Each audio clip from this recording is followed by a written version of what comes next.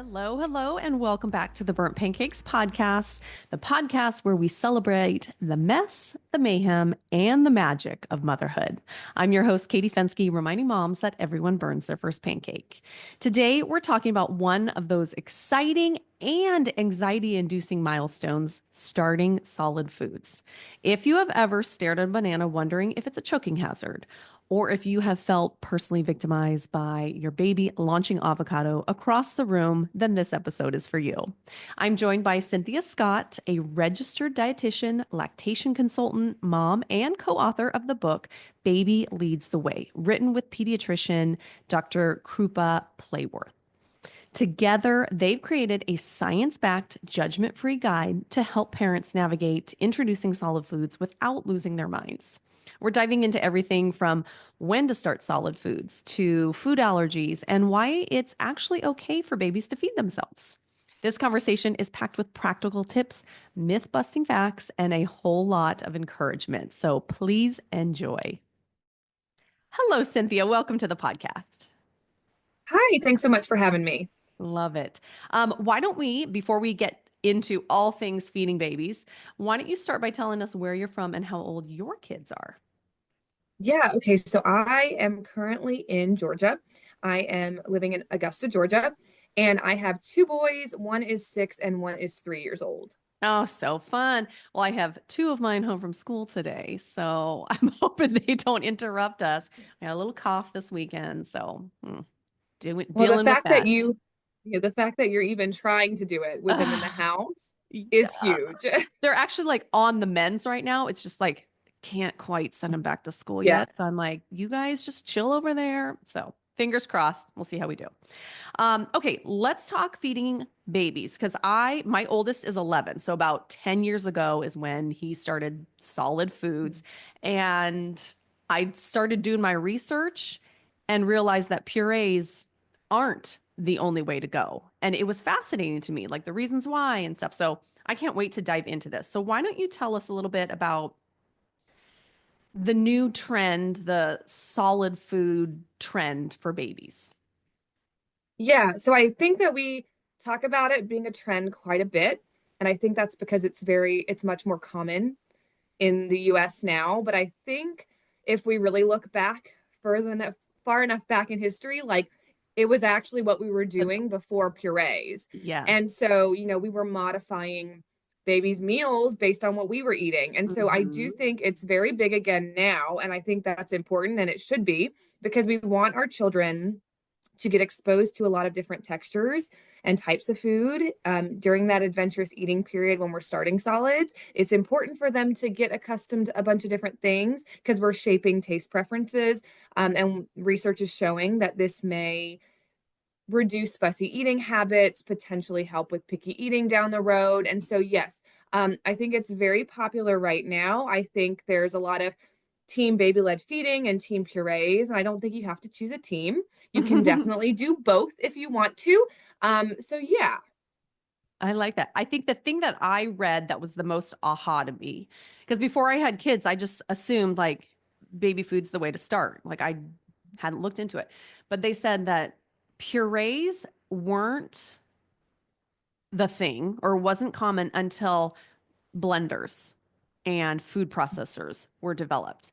And so then you start thinking like, oh, well, how did they feed kids before that invention? And you're like, oh, well, they just gave them kind of what you're eating. So that's kind of like why I tried it with my oldest. But it was super nerve wracking.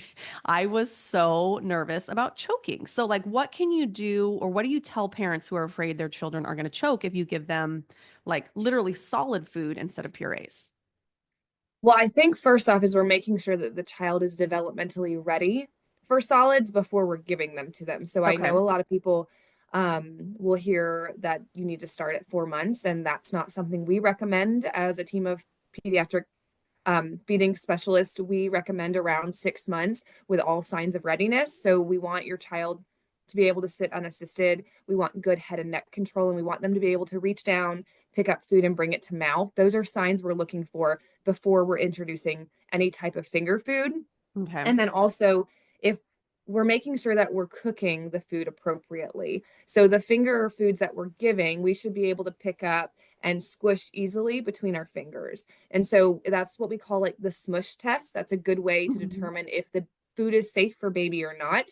So we're not giving foods that are like going to break off in hard chunks, Okay. things like that. So we're making sure that it's essentially we're giving a food that can be easily mashed in finger food format. Okay. Um, I remember my oldest son, we gave him avocado and it was like a slice of it, like a wedge, I guess. Yeah. That was the one thing that he almost choked on. And it was very like I remember reading saying like kids have a natural gag reflux that is Yes. more sensitive, I Mhm. guess, than adults. So like be aware that they might do, but it was like a few seconds of like I think he's choking on that. Like he swallowed like the whole thing. And it Mhm. was like, "Oh my God, so nerve-wracking." Is avocado something that we could start with or is that something to do later? Yeah, no, it's actually one of my favorite first Okay. foods, but because it depends on the ripeness Yes. of the Yep. avocado. So we're wanting that can be kind of hard to find, like a perfectly ripe Hmm. avocado. You have them and they're like so hard for so long, and then the next day they're brown. So Yes. finding a really soft avocado that you can do that smush test with is encouraged because yeah, avocado can be hard if it's Hmm. not super ripe and could be considered a choking hazard food. Yeah. Right, right. Okay, so what about like our it having three kids, I felt like even just in their age range, the food that the doctor told us to start with changed with each kid. Like it went Yeah. from start with rice cereal. Next kid was, I think, start with oat cereal. And then the third one, no joke, our doctor said peanut butter. So I'm like, each kid says something different. And first it was 6 months, and then, oh, he's 4 months, you can start. If someone wanted to start before 4 months, or excuse me, before 6 months, can they do purees or because you don't want to That's a start that yeah. earlier? That's a great question. This might be a long answer, but okay. So the team that wrote Baby Leads the Way, which is our book published by the American Academy of Pediatrics, it has all different niches. So we Okay. have a speech language pathologist on the team. We have me, I'm the dietitian and the lactation consultant. And then we have a pediatric allergist and a pediatrician. And so when it comes to like our universal guidelines recommend around 6 months of age, there's not a nutritional need for any type of complementary That's feeding good to before know. then. Okay. Yeah, so there is one case where we would recommend you talk with your doctor about introducing around 4 months, and that is if the child is at high risk for food allergies by the presence of Mm, eczema and other factors that are like untreated by medication, I think is the correct terminology they use. The pediatric allergist wrote a whole chapter in the book, so she could say this better. But if there's a high risk for food allergies, then we wouldn't possibly want to be start exposing them to thinned out nut butters like on a spoon and place in their mouth for a second, but we're mm-hmm. not introducing them to finger foods at 4 months. We're not Okay. introducing them to whole meals. We're just using the introduction of food for the allergy prevention Prevention. exposure. Okay, because that's a newer thing too. It used to be Yes. don't do peanut butter and strawberries and this until one. And then for my doctor to be like, oh, first food should be peanut butter. I was like, what? Can Yes. I give it to him Yeah. in the office? Yeah. Are allergies, I know there's no like specific reason a kid gets it, but is it genetic? What are some of the causes? Because it seems like the prevalence of food allergies has gone up. Is that the case? Yeah. So there's so many different factors that go into food allergies. There's a hereditary aspect, there's environmental aspect. There are so many different factors. Food exposure is just one of them, and that's what we really Okay. focus on in our book is we were previously recommending to prevent introducing allergens until after one. That was like across the board what everybody recommended. And then a huge study called the LEAP trial showed that those who were introduced earlier to allergens were actually the ones, or peanuts specifically, were the ones that were at least risk of having a food allergy down the road. And we've got pretty conclusive evidence for peanuts and eggs, both Oh, yeah. helping early on, but we're applying that same thought process to all top 9 allergens. So now across the board, it is recommended to start introducing those top 9 allergens early and often when your child's showing those signs of readiness. Okay. Okay. Interesting. I'm sure Yeah. like my mom's generation, she's like, oh gosh, it's so Yeah. different than what Yeah. we had the little baby food jars and Yeah. the, you know. Yeah, because we didn't know any better, right? No, Like I guess, that's as what we we don't thought was know. right. Yeah, We thought sleep on exactly. our stomach, sleep on our side. It's constantly It's changing. and it's gonna be changing, I think, especially because, I feel like you said, baby-led feeding is very trendy right now. And I think hopefully through that, we'll have lots more research on this topic to be able to give Hmm. parents more concrete guidelines on what is optimal. Right, right. Speaking of like nutrition, how much of like should we be concerned about, well, this is what I'm thinking. My boys stopped sleeping very well around 4 months. Like the 4 month mark was like, oh, they're not sleeping well. So the first thought is, oh, give them solids to fill them up and they'll sleep better. Is that the case? Or is solid food just for play, for practice at the beginning? You have great questions today, so thank you for these. Well, I've I think gone you're through all of it. I've made yeah, all the and mistakes. your followers are going to be like, yes, she's asking everything I need to know. So studies do not show that introducing solids earlier is like a definite they're going to sleep better. We know there's a lot of factors that play into sleep, especially around the 4 month mark is we're Darn four noticing month that sleep mark. regression. So no, so milk feeds, breast milk and formula are super energy and nutrient dense. So like in a small volume of a couple ounces of milk feeds, they're getting a huge amount of nutrition versus a lot of the foods that parents are starting with are going to be lower nutritional value and not as energy and nutrient Oh, dense. okay. So it may slow down their GI tract because it's harder to digest than a milk Mm, feed. But it's not necessarily going to be replacing the calories and nutrients from the milk feed in the way that I think a lot of people think it will. yeah. Okay. So we don't generally recommend starting solids at 4 months of age for the purpose of weight gain or sleep because Okay. we don't have data that should support it. If there's like a failure to thrive or a child's like falling off their growth curve, then we need to figure out more like what is going on underlying that the milk feeds are not providing enough for them. So I think finding root cause before we're throwing in a food Got when it. it's not necessarily needed at that point or shouldn't be needed at Got that it. point. Okay. I think with my older son too, I thought, oh, once he starts having solids, he'll be more full. And he was also Yeah. on the low end of the scale. So I thought this will help him gain weight. Yes. It didn't really. It Yeah. just the food Yeah. didn't do much. And then Um, it's one more thing for you to do, right? Now you're right. making food too, and you're still nursing or providing formula. Right. And yeah, yeah, And the poop after they start solids, like it made me miss that breast milk poop. It's like, yes, okay, my husband yeah, still to this day is like, no, it was nasty. I'm like, no, no, no. Like breast yeah. milk poop, not bad. Solid No, food poop, oh, disgusting. I completely agree. And I always tell like parents, I'm like, they'll be like really excited and want to start solids at 5 months or whatever. And I'm like, Just hold up. look, I'm just telling you, you're gonna have to feed 3 meals a day for the next 18 years. So like soak it Mhm. in that you're not there yet Yes. because it's exhausting.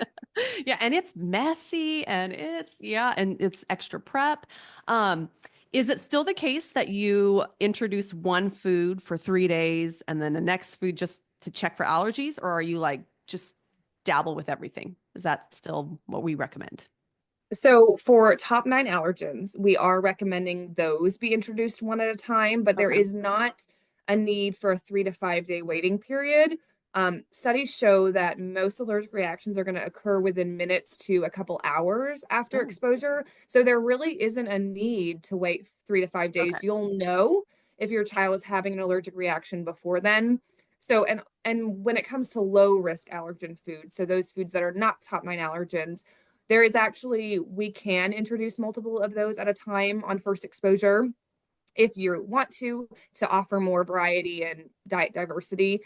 There was one study that showed that if you waited 3 to 5 days between introducing every new food, you would only be able to Take introduce forever. about 40 in the Okay. first year of life. And since we know like we're trying to optimize diet diversity and variety during like an adventurous eating phase, like we might not be meeting nutritional needs with that limited diet diversity, and we also wouldn't be able to optimize. Like our kids are going to try just about anything right now. Hmm. But if we wait till a year, we start to see that exploration or adventurous eating not be as prominent. Right, right.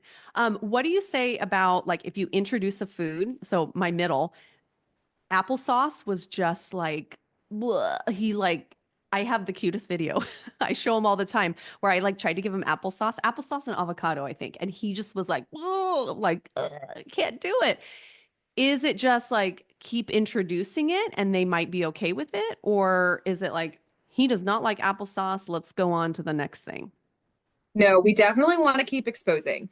I think it could take up to 10 Oh to my 15 gosh. exposures for a Okay. child to like a food, and that can sound like, wow, that's food waste. But if we know the child doesn't really love it, we're only going to give a spoonful. And Right. if they Okay. don't like it, then we'll keep trying again. You know what I mean? But yes, we definitely encourage lots of continuous exposure because even just seeing the food near them is exposure. So Okay. just being around it enough to become comfortable with the sight of it and the feel of it and the smell of it is a stepping stone to them eating it. Oh, interesting. And do they say that just the fact that they're playing with their food is good? Because, like, I felt like at the Yes. beginning, I'm like, I gave them this amount of food, and I bet like one little minuscule Yes. actually made it into their body because it's smeared on the high chair, it's all over the floor. They tended to just play with it. Is that normal steps in Yes. eating? Yes, that's actually a huge thing that the speech language pathologist on our team talks about because Oh. kids learn through touching, and that's the same with food. So when they're allowed to engage in it and feel with it, it's it's helping them learn to become more comfortable with that food and learn about Mm. it. I kind of relate it to like if we were at like a fancy restaurant and we were given a big plate of food that we've never seen or heard of Mhm. before or never tried, we'd probably want to like poke it and cut it open and like Very kind of true. explore it before we're like okay with just grabbing it and putting it in our mouth. Shoving And it in. so yeah. So we the sensory play is really, really important. It's important for babies, it's important for toddlers. It can be a really helpful way to increase food acceptance. It is messy. Totally understand it is messy. But when you realize that there is a purpose in it and it's like a natural thing kids are designed to do, I think it helps it be a little bit more bearable. Okay. It was yogurt was like the nemesis for Yes. us because I'm like, this is so good for them. There's protein in it. But then it was like Yeah. crusted in their hair and all over. Yeah. We say that the really messy meals like spaghetti and yogurt and all of those things save them for dinner. So then it's like an Right into immediate bath. bath right afterwards. Absolutely. Oh my gosh, so true. Okay, so this is really interesting when you were talking about a speech and language pathologist.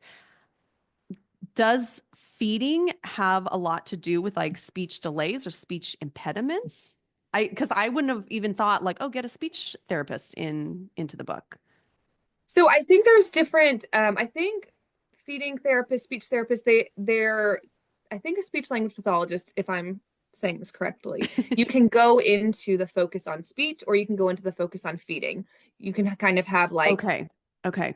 your Like your core niche. focus. Yeah. Okay. And so I definitely think there is overlap, but I don't think there's enough to say that like I think a lot of people will make claims that like children who do baby-led feeding are like a better speaker. I think there is some kind of myth floating around like that, but I don't think any of that Has is been concrete. I researched. don't think there's a direct correlation between that at all. Well, I like to say, so with my Yeah. oldest, I did like strictly baby led, like ground turkey, eggs. Like I didn't do any purees, but he did have that one moment of like choking on his Yes. avocado. So I kind of freaked out. So my second, I was like, well, let's start like something a little softer first, like ease myself into it.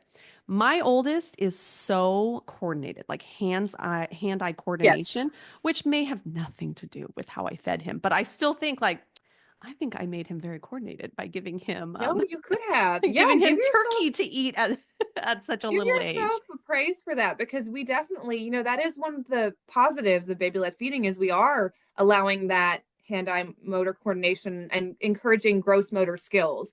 And Hmm. also with that, you're also encouraging intuitive eating because they're the ones feeding themselves. So they're when they're not wanting anymore, they're not going to feed themselves anymore. And when they Oh, are wanting more, they're going to feed themselves more. And so we really like the aspect of baby-led feeding because it is encouraging responsive feeding and helping our kids honor their hunger and fullness right. cues.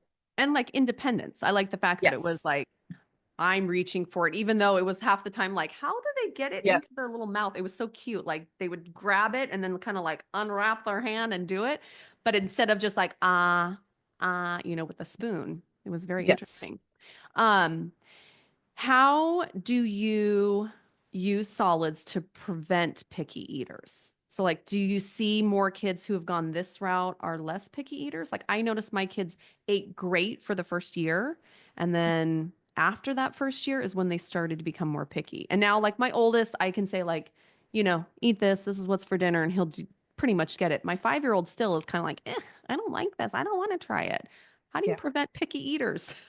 So I don't think there is one like you do this and you prevent picky eating, because picky eating, just like food allergies, actually has a lot of different factors that play into it. It's Mm. not just the way we introduce solids. There is a genetic component of picky eating. Oh, There's interesting. also like a lot of different feeding disorders that are becoming Hmm. more prevalent and we're more aware of right now. There's also oral aversions and things that may have happened if the child was in the NICU or delayed starting solids or whatnot. There's so many factors that go into it, but the best and the most researched back advice for if you're wanting to prevent picky eating is to offer lots of variety in flavors and textures from the get-go and Okay. continuously offer variety. All kids are going to go through a period of food neophobia is what it's called, and that's around 12 to 18 months is kind of when it starts setting in, and it can last for a few years, but it's just the fear of new food and being Hmm. less receptive to trying food. So I'll hear a lot of parents get like really overwhelmed because they've done 100 foods before one and their kid was a great eater, and now they're Hmm. noticing like they're refusing things they once loved. And the best thing to do if you're experiencing that is to continue to do what you've been doing. I think we get really frustrated and we just are like, okay, I'm only going to provide the foods I know they're going to eat. And then we start limiting diet diversity. They get stuck on these 5 foods that they're really comfortable with. And then we're worried about, are they getting the nutrition they need? Are they gaining correctly? And so the best Hmm. thing to do is take the things that you did when starting solids and try to continue to incorporate it. That means offering new meals every week, like once, like make it your goal. Like one meal a week is going to be a food that I don't know for sure if they're going to love or not, but we're going to keep exposing them. Um, we could go on to like picky eating strategies for a really long time, but I think like keeping with it and not getting overwhelmed is really important. Okay. So not just assume they don't like tomatoes or they don't like this, just to keep, because sometimes I put literally like one broccoli on their Yes. plate and I'm like, at least it's there. At And least they that's can that's look what we at it. recommend. Yeah, Okay. that's what we recommend is like super underwhelming with the non-preferred food. So like just a tiny amount is perfect. Even if they're not eating it, like I said, they're seeing it, they're Mm. being exposed to it, and they're increasing their comfort with it. There's lots of things that we do in my house, like we'll add a special dip that they like to encourage them to try a non-preferred food in their dip. We really try to get them involved in meal prep when I know it's a Okay. meal that's not their favorite, because we know that giving them independence and autonomy with a task can help improve their willingness to want to try the meal because Mhm. they were a part of it and they have a stake in it. And so really trying to involve them in it, even if it's just reading a book about a Mhm. non-preferred food that they don't like, sparking their interest in a different way can be really helpful when it comes to meal times. Interesting. What are your favorite foods to start with? Top three. Okay, I just got asked this question. Okay, so I was asked if you could only start with 5 foods, like you Oh, only had, what would it be? And so okay. I'm going to give you that answer. So I'd start with some easy foods that are like super simple for moms and not really stress inducing, and that Okay. would be sweet potatoes, Oh, because sweet that potatoes was one of are, the ones I yeah, was gonna say. yeah, sweet potatoes, super easy to make for baby, whether you're doing finger foods or purees. And also it's a plant-based source of iron, which is something that we need to be mindful of. We need Mm. iron-rich Mhm. foods when introducing solids. So I would do a sweet potato. I would also do broccoli to Okay. help expose them to like a bitter flavor right from the Okay. get-go Okay. as we're shaping those taste preferences. I would do a chicken liver pate, which is a little bit out there, but it's a super iron rich food. And just a couple bites are like very energy and nutrient dense. So I would do that. That one would probably be hard for some, but babies are not consuming large volumes when first starting solids. So Right. a couple Where do bites you go a get long that? Is way. that like You something make at it the grocery yourself. store? you make it yourself, it's super easy. It's Okay. not super fun to make, is it? No. But it is super easy to make. We have a great Okay. recipe for that.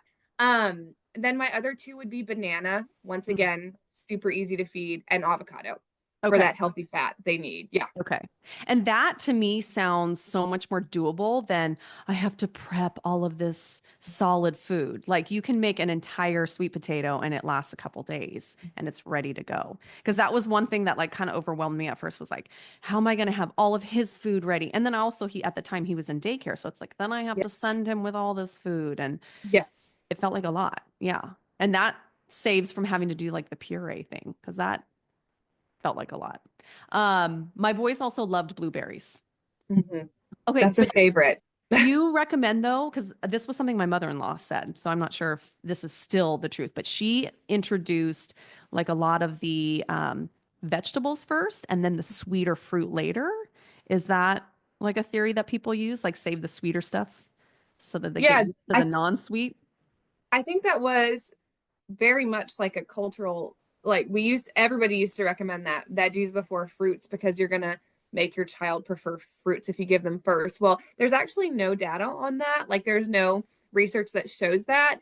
What we do know is like constant exposure to a variety is Okay. really what's important. So not just giving fruits, not just giving vegetables, but a lot of variety. We also know that children are born with the innate preference for sweet taste because that is the Breast primary milk. milk flavor. Yeah. Mm-hmm. So whether or not we introduce fruits before veggies, they're already kind of inclined to prefer the sweet taste, but with, lots of variety, we can kind of modify those taste preferences. Okay. All right. In your book, you talk about the six pillar approach. Can you kind of Mhm. quickly walk us through what that is? Yes, I sometimes will put them all together. So I'm gonna pull my book out real Get quick. the cheat Okay. sheet out. I Yes. love it. So we encourage self-feeding. That's our big pillar, which we've already talked about. And that's because of all the benefits that come with feeding yourself, like the intuitive eating, like the fine motor skills, all of that. It's also a really great way to know if your baby is ready for starting solids, is if they are self-feeding. So that's our first Mm. pillar. Our second pillar is optimizing nutrition. So I know we briefly just talked about some of the first foods, but making sure that the foods that we're providing are the foods that they're needing to complement their milk feed. So we know solids aren't supposed to take over from milk feeds. They're not supposed to, you know, they're not taking over. Their milk feeds are not decreasing when starting Uh, solids. We're just okay. complementing them. So making sure that we're serving foods that are iron rich, that are healthy fats, omega 3s to help aid in ensuring optimal nutrition is really important. Um, and then we want to introduce allergens early, like we talked about already, for that prevention of allergens. We want to share family meals, which I guess we haven't really talked about that, Oh, but okay. modifying so whatever you're feeding for dinner that night to your whole family, think about, are there foods here that I can give the baby to? Can I modify them to be in a safe format for the baby? So like if we're making shredded chicken, can we leave off some of the ingredients that might have salt in them so that baby can also have some of the chicken too? And like if we're serving, I don't know, I'm thinking like avocados, those are easy. We cut them up and give them to wedges. If we're doing the sweet potato, like if we're doing a burger and sweet potato fries, we can give the baby the sweet potato fries as long as we didn't put a lot of salt on them. We can give baby a meatball to hold. So it's just like Mm, taking what you're already making so that there isn't a need to really transition your child away from baby food to adult food. We're kind of right. making that transition from the get-go. So there's not a big of a transitionary period. And then the last pillar is following responsive feeding, which is letting baby lead the way with how much food they consume or how little food they consume. So they know when they're full. Did you teach your kids sign language, like the all done and I more? I did really well with my first. He took to it like that, and my second was like, no, I just scream to get my way. But He can I did communicate. try. Yeah, I did try. Different ways to communicate. Yeah. Okay, so you mentioned limiting salt. So that's something I didn't like even think about. Are there seasonings that you would put on your kids' food instead of Yes. salt? So any seasoning is pretty much Good to go. up for grabs as Okay. long as it's not added sugar and salt. Those are the two things that are recommended to be limited because your baby already has the innate preference for sweet and salty Mhm. foods. We want to make sure that we're exposing them to other flavors and seasonings to spark their interest in that way without having to rely on the sugar and the salt. Okay. Okay. And then another thing I thought about when you're talking about allergies, what are some signs? Like if you give your child something and they have a reaction, are there like mild to severe? What will you be looking out for? So there is so many different signs of food allergies. They could be GI related, so they could be um, a stomach ache, constipation, diarrhea, nausea, vomiting, or they could be signs like hives, swelling, more serious reactions. So we recommend discussing with their doctor before you introduce allergens, just so that you know if I'm seeing XYZ when I'm Mhm. introducing a food allergy, what do I need to do for my child, so that your pediatrician has already given you like okay, this is what I want you to administer.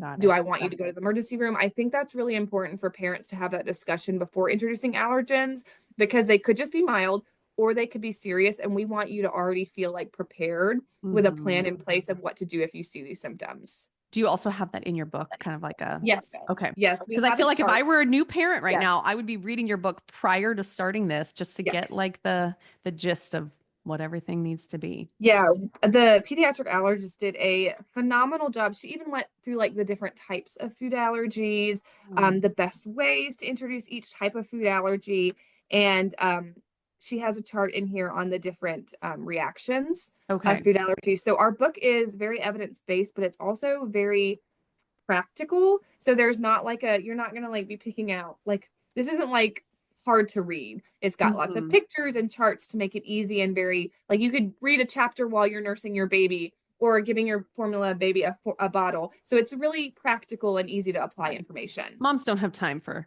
No, very long no. chapter books. Yes, yes, exactly. You talked about constipation. Do a lot of kids, when you introduce solid foods, because that's new for their little tummies, do a lot of kids get constipation when you start solid foods? It can be very normal for the Okay. first, few weeks of starting solids that you see some constipation. That's why we really encourage you to not decrease milk feeds when starting Mm, solids, because we want to make sure they're staying hydrated, getting adequate nutrition, and that also helps make sure that we're preventing constipation. And we also want to start small. So we're just starting with a okay. couple bites here and there, and that gradual increase in food will help prevent major GI issue Okay. changes. Do you start water at the same time? You Introducing can. water. It's not necessary Okay. until 12 months of age, but you can definitely, the guidelines are 4 to 8 ounces maximum from Okay. 6 to 12 months of age. So you can offer sips of water with meals. A lot of time, if you have like a baby that's overstuffing, that's like really big on like grabbing all the food in, putting it in their mouth, Mhm. offering sips of water can be really helpful to slow them down Okay. and make sure they're swallowing their bites before they're taking another. So yes, water can be used. It's just not required. Okay. Oh my gosh, this is so fascinating. Also brings me back to the day of Oh, you're feeding. reminiscing. I'm reminiscing, although I don't think I miss the messiness of it. It's a lot. You don't. Okay, if we wanted to find you and get your book, where can we find you? So you can find me on all major social media accounts at the Baby Dietitian. And then our Baby Leads the Way book is on Amazon and all national booksellers. So you can find it pretty much anywhere. And yeah, that's how you find me. Love it. And it just came out, so Yes. congratulations. That was probably a big undertaking to get that out. No, it's been super exciting. We're very, very proud of the book. And we really hope that not only does it help parents feel more confident, but it's a really good guide for healthcare practitioners too to have on Mm. hand, because we know they're busy and overworked and they can have a good evidence-based resource to recommend to families. Right. And probably to grandparents too, because like my mom's probably like, this is so different than when Yes, I raised you. And so it's a quick reference for them as well. absolutely. Love it. Well, thank you so much. This was really fascinating. Thank you so much for having me on. Oh my gosh. Special thanks to Cinthia for coming on and chatting all things feeding babies. That season of life was not so long ago for me, and it was fun to revisit all of those messy moments. If you enjoyed this, please make sure to leave me a review on Apple Podcasts, comment on YouTube, follow me on Spotify, all those good things. That helps the podcast grow and gets the message of motherhood out to everyone. And make sure to check the show notes to get Cynthia's book. I have all of that listed below. And let's remember that everyone burns their first pancake, so just keep flipping.